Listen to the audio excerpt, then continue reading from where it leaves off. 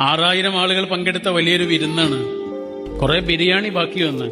അപ്പൊ അതിങ്ങനെ കുഴിച്ചിടുന്നതിന് വേണ്ടിയിട്ടൊരു ബംഗാളിയെ വിളിച്ചു. അദ്ദേഹം വന്നിട്ട് കുഴി വെട്ടുന്നുണ്ട്. അദ്ദേഹത്തിന് അറിയൂല ഇതെന്തിനുള്ള കുഴിയാണെന്ന്. അങ്ങനെ കുഴി വെട്ടുന്ന സമയത്താണ് നല്ല സുഗന്ധം വരുന്നത്. ബിരിയാണിയുടെ സുഗന്ധമാണ്. അയാൾക്ക് മനസ്സിലായി അത് ബിരിയാണിയാണ്. ഇതൊക്കെ ആലോചിച്ചുകൊണ്ടിരിക്കുമ്പോഴാണ് വലിയ ചെമ്പുകൾ ഇങ്ങനെ വരുന്നത്. ധാരാളം ബിരിയാണി ബാക്കിയുണ്ട്. ആ ബാക്കി വന്ന ബിരിയാണി ആ കുഴിയിലേക്ക് ഇങ്ങനെ തട്ടിയിടാൻ പറഞ്ഞു അദ്ദേഹത്തോട്. അയാൾ ആ കുഴിയിലേക്ക് തട്ടിയിട്ട് നിറഞ്ഞുപോയി. അപ്പൊ അയാളോട് ഇങ്ങനെ ചവിട്ടി താഴ്ത്താൻ പറഞ്ഞു. അയാൾക്ക് പറ്റുന്നില്ല.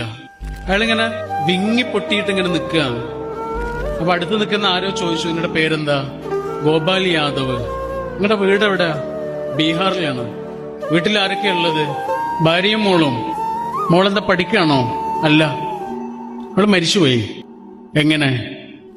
പട്ടിണി കൊണ്ട്.